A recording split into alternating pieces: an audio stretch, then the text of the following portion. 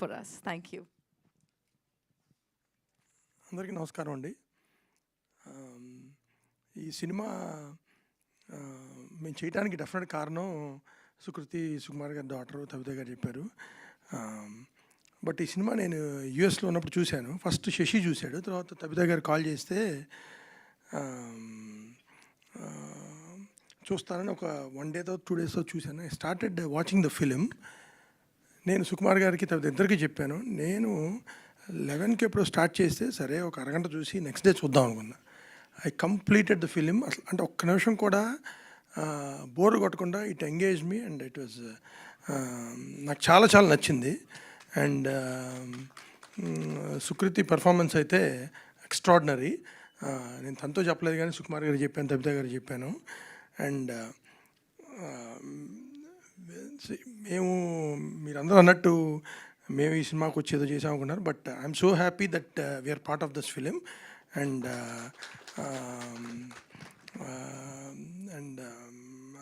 I definitely believe the audience will love this film and this will go to places. Thank you. అందరికీ నమస్కారం అండి. అలాగే సింధు గారికి, director Padma గారికి, తబిత గారికి, సుకుమార్ గారు, పండు అందరికీ నమస్కారం. ఇక్కడికి వచ్చిన విలేకరులందరికీ నమస్కారం అండి.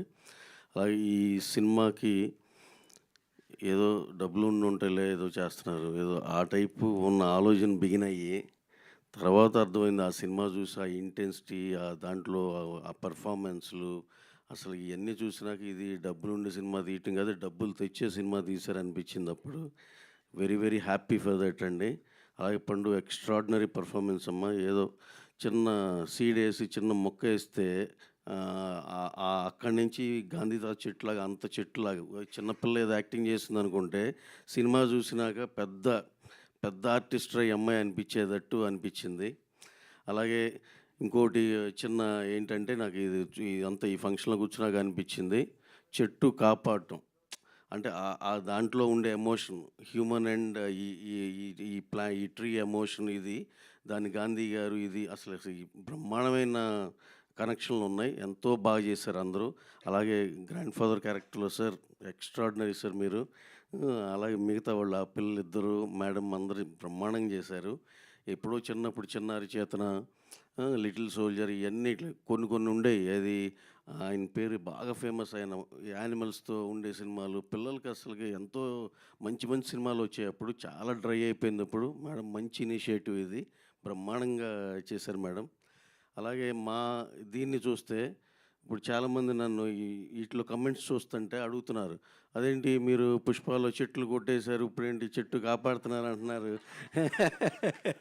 అయ్యి అంటుంటే అది ఒక commercially well packed large scale film. దాంట్లో ప్రతిదీ ఆ క్యారెక్టరైజేషన్ కాడి నుంచి అన్నీ అలా ఉండే సినిమా. అది అసలు ఆ రీచ్ వేరు, ఆ దీనిలో వెళ్ళిన సినిమా.